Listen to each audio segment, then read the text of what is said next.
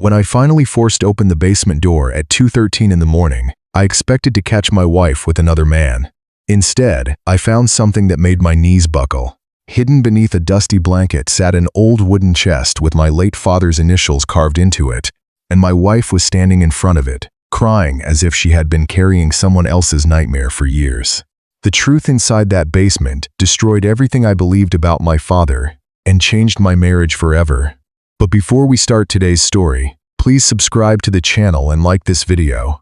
My name is Daniel Harper, and I'm 38 years old. Until 6 months ago, I believed I had a normal marriage. My wife, Emily Harper, was 36. We'd been married for 11 years. She was honest, kind, and almost impossible to upset. Friends joke that Emily could stay calm during a hurricane. That's why her new behavior terrified me. Every night, exactly at 10 o'clock, she walked to our basement, carrying the same ring of old brass keys. She locked the basement door behind her, and she stayed there for nearly an hour. No matter what I asked, she always gave me the same answer. "It's something I have to do, Daniel, please trust me." At first, I did. Everyone deserves privacy. But after a few weeks, small details started bothering me. She would come upstairs with red eyes. Sometimes her hands shook. Sometimes I heard soft crying through the floor.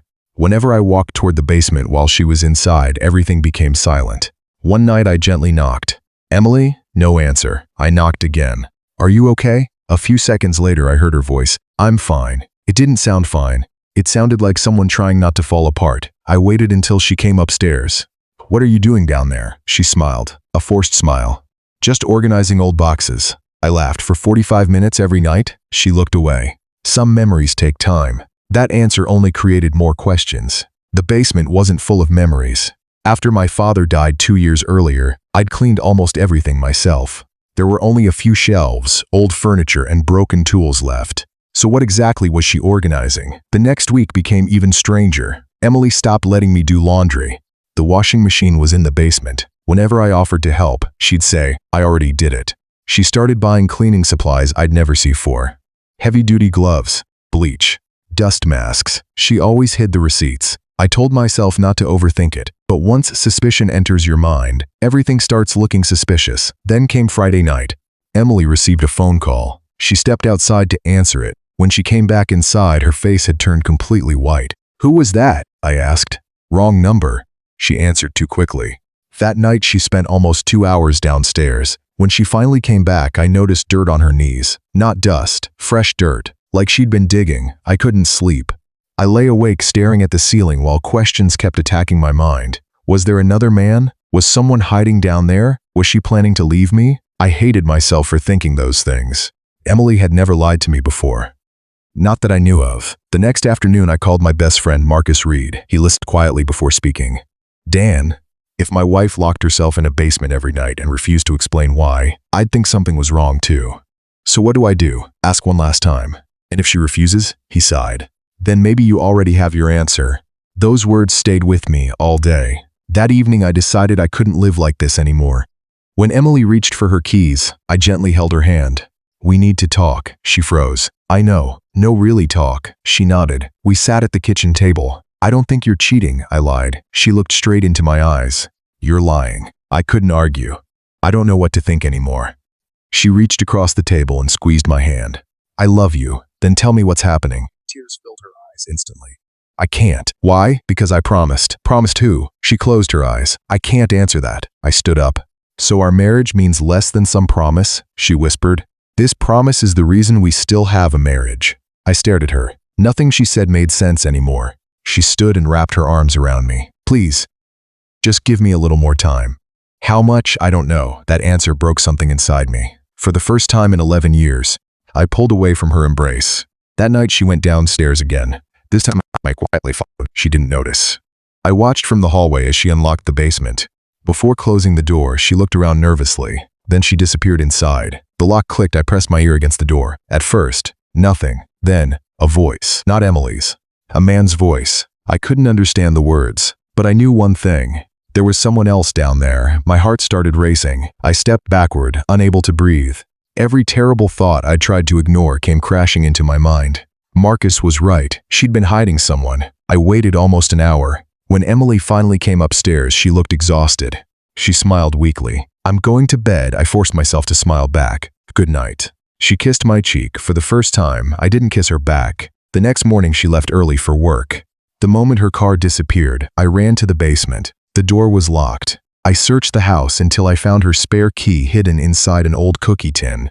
My hands shook so badly I almost dropped it. I unlocked the basement. The smell hit me first. Not perfume, not another person's cologne, old paper, wood, dust. The basement looked completely normal. Shelves, boxes, old furniture, no hidden man, no signs anyone had been living there. I felt foolish. Maybe I really had imagined everything. Then I noticed something strange. One shelf had fresh scratch marks across the concrete floor, as if it had been moved recently. I grabbed the shelf and pushed with all my strength. It slid sideways. Behind it, there was another door. A small wooden door built into the concrete wall. I'd lived in that house for 12 years. I'd never seen it before. My father had never mentioned it. The old brass lock looked decades old. I reached for the handle. It wasn't locked. Slowly, I pulled it open. A narrow staircase disappeared into darkness beneath the house. Cold air drifted upward. The deeper I looked, the more I realized this wasn't part of the original basement. Someone had built it in secret. My father, it had to be. My pulse pounded in my ears as I switched on my phone's flashlight. Each step creaked beneath my feet. The air smelled older with every step. Then I reached the bottom. The room was small, windowless, perfectly hidden. Against the far wall sat an old wooden chest. 3 letters were carved into the lid. E.H. Edward Harper, my father's name. Before I could move another inch, I heard footsteps racing above me. Then Emily's terrified voice echoed through the darkness. "Don't open that chest." I slowly turned around. She was standing at the bottom of the stairs, crying, and in her trembling hand was a faded envelope with my name written on it in my late father's handwriting. Emily stood frozen at the bottom of the stairs, breathing so hard I thought she might collapse. Tears streamed down her face as she held the faded envelope against her chest. "Daniel," she whispered again, "please, don't touch that chest." I looked from her to the wooden box, my father's initials. She nodded without saying a word. "What is this place?" "I wanted to tell you. Then why didn't you?" Her lips trembled. "Because your father begged not to until the time was right." The words hit me like a slap. "My father died 2 years ago." "I know, so what are you talking about?" She slowly held up the envelope. "He gave me this 3 weeks before he passed away." I stared at it. Even from where I stood, I recognized my father's handwriting. There was no mistake. It was his. My heart started pounding even harder. "Why would he write to you instead of me?" Emily closed her eyes. "Because he knew you wouldn't listen." Anger rushed through me. "You've been lying to me for 6 months because of a dead man's request? I've been protecting you." "From what?" She looked toward the chest. "From what's inside." Silence filled the hidden room. I looked back at the wooden chest. It wasn't large, maybe 3 feet long. Iron straps reinforced every side. A heavy brass lock hung from the front, but it had already been unlocked. Someone had opened it recently. "You've been opening it every night." Emily nodded. "Yes. What is in there?" "I can't explain it. You have to." "No." Her voice cracked. "You have to see it exactly the way your father wanted." I laughed bitterly. "After months of lies, now you're worried about doing things his way?" She flinched. Every word I spoke seemed to hurt her, but I couldn't stop. "I thought you were cheating on me." "I know. I thought there was another man down here." "There never was." I heard a man's voice. Emily lowered her head. "You weren't supposed to hear that." My stomach tightened. "What voice?" She hesitated for several long seconds. Then she quietly answered, "Your father's." I felt every hair on my arms stand up. "No, it wasn't him. It couldn't have been. He died. I know he died." "Then don't tell me I heard his voice." Emily carefully pointed toward an old tape recorder sitting on a nearby shelf. Only then did I notice it. An old cassette player. Beside it lay dozens of labeled tapes. Each one had a date. Each one was written in my father's handwriting. I stared in disbelief. "You've been listening to these? Every night." "Why?" "Because he asked me to." Nothing made sense anymore. I grabbed one of the tapes. The label read, "For Emily, if Daniel isn't ready yet." I looked at her. "What does that mean?" She swallowed hard. "The first tape explains everything." "Then why haven't I heard it?" "Because your father specifically told me not to let you." "That's insane." "I thought so too. What changed?" She looked into my eyes. "The last tape." A chill ran through my body. What was on the last tape? Instead of answering, she handed me the envelope. My hands shook as I broke the brittle seal. Inside was a single folded letter. I unfolded it carefully. The first line stole the air from my lungs. "If you're reading this, Daniel ignored my final warning and opened the hidden room before Emily believed he was ready." I couldn't breathe. Every word, every curve of every letter. It was unmistakably my father's handwriting. I continued reading. "Son, I know you're angry with Emily, don't blame her. Everything she did because I begged her to. She has carried a burden that should have been mine. My vision blurred. Emily quietly wiped away another tear. I never wanted to lie to you. I looked up. Then why keep doing it? Because every tape made me promise one more day. One more day for what? So you could remember your father as a good man. Those words froze me. My father was a good man. Emily didn't answer. She couldn't. That silence frightened me more than anything she'd said. I looked back at the letter. Another sentence caught my eye. If you open the chest before listening to every recording, you'll judge me before knowing the truth. I lowered the paper. Judge you for what? Emily slowly shook her head. I can't say it. Stop telling me what you can't say. My voice echoed violently through the hidden room. For a moment, neither of us spoke. Then Emily whispered something that completely changed the way I looked at my childhood. Daniel, do you remember why your father never let anyone into the basement after 1998? I frowned. He said the foundation wasn't safe. She nodded sadly. That wasn't the real reason. I searched my memory. I had been 10 years old. I remembered warning signs, locked doors, excuses, repairs that never seemed to end. Back then, I never questioned any of it. Now, every forgotten memory suddenly felt important. Emily walked toward the chest. She gently rested one hand on the lid. I've stood here every night wondering whether I should tell you. Then tell me now. She closed her eyes. I can't. I clenched my fists. Emily, the first thing inside this chest isn't the secret. It isn't? She shook her head. No. What is it? A photograph. Of who? She looked at me with a pain I'd never seen before. Someone your father spent his entire life trying to erase. A cold shiver ran down my spine. Before I could ask another question, a loud knock echoed through the hidden room. Both of us jumped. Another knock, this time from above. Someone was at the front door of our house. Emily's face instantly lost all color. No, she whispered. They're early. I stared at her. They? She looked toward the staircase with pure fear. They were never supposed to find out you'd opened this room. My heart began pounding again. Who are you talking about? Before she could answer, a deep male voice echoed faintly from upstairs.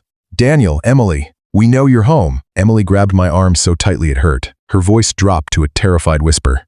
If they see that chest open, they'll make sure neither of us ever tells the truth.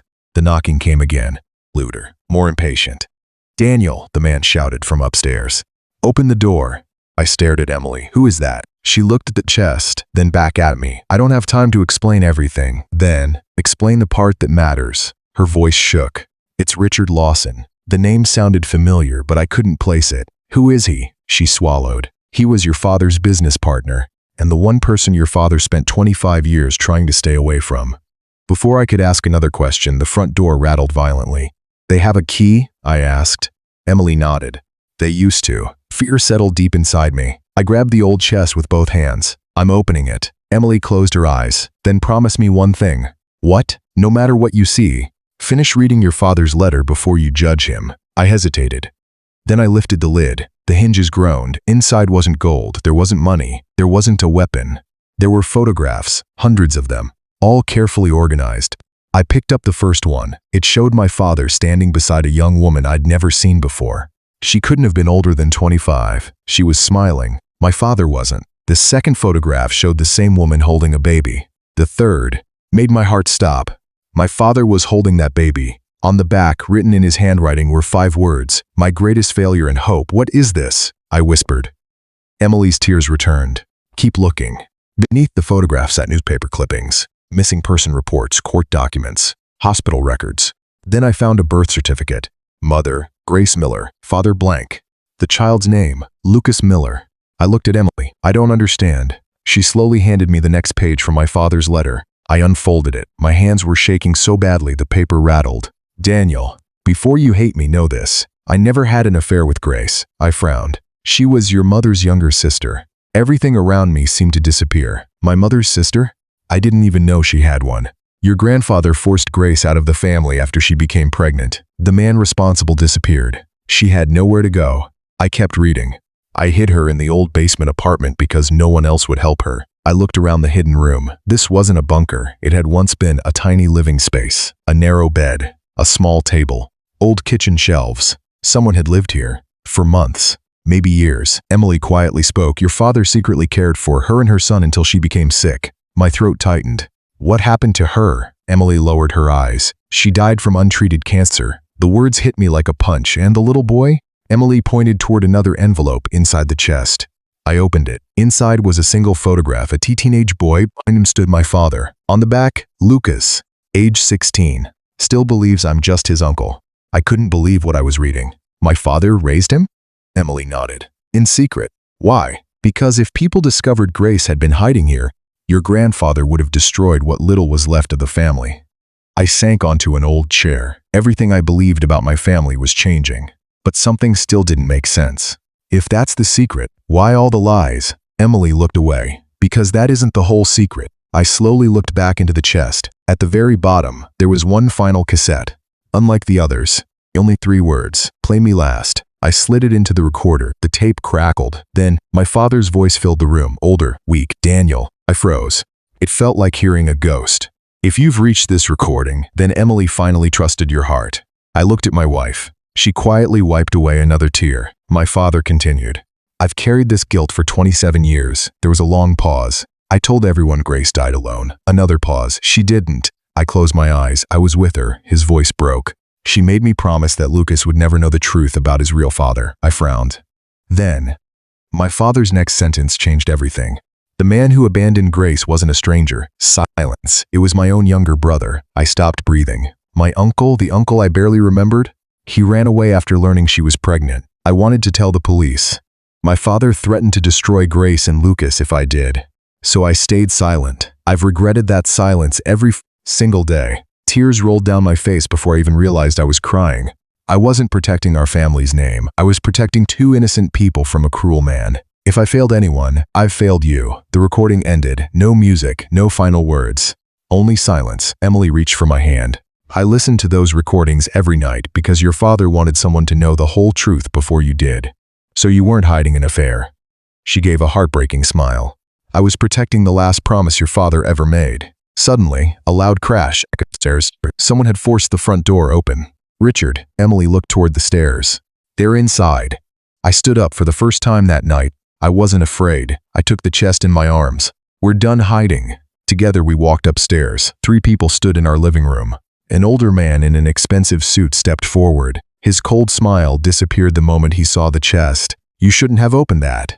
I looked him straight in the eyes. You knew. He remained silent. You've known all these years. His jaw tightened. Your father ruined everything. No, I answered calmly. He spent his life cleaning up someone else's sins. Richard stepped closer. Give me the chest. I shook my head. It belongs to my family. It belongs to the past. No, it belongs to the truth. For several long seconds, no one moved. Then Richard quietly laughed. You really are your father's son. He turned around. Without another word, he walked out. The other 2 men followed. None of them ever came back. A month later, Emily and I finally met Lucas. He was 40 years old, a school teacher, kind, quiet. He had spent his entire life believing he had no family. When I introduced myself, neither of us knew what to say. Then he smiled. I always wondered why your father visited every birthday. I smiled through tears. He wasn't visiting as your uncle. He was visiting because he loved you. Lucas hugged me. Neither of us could stop crying. That afternoon, we visited my father's grave together. For the first time since his funeral, I didn't ask why he kept so many secrets. Instead, I thanked him. Not because he was perfect, but because he spent his life trying to protect people who had no one else. As Emily slipped her hand into mine, I realized something I should have understood months earlier. Trust isn't believing someone will never keep a secret. Sometimes, trust is believing there's a reason they can't tell you yet. And the biggest lesson I learned is this: the people we love aren't perfect. They make mistakes, carry regrets, and sometimes keep painful secrets for reasons we can't see. Before judging someone's silence, make sure you know the story behind it, because the truth is often far more heartbreaking than the lie. If this story touched your heart, please subscribe to the channel and like this video. Your support helps us bring you more powerful and emotional stories every week.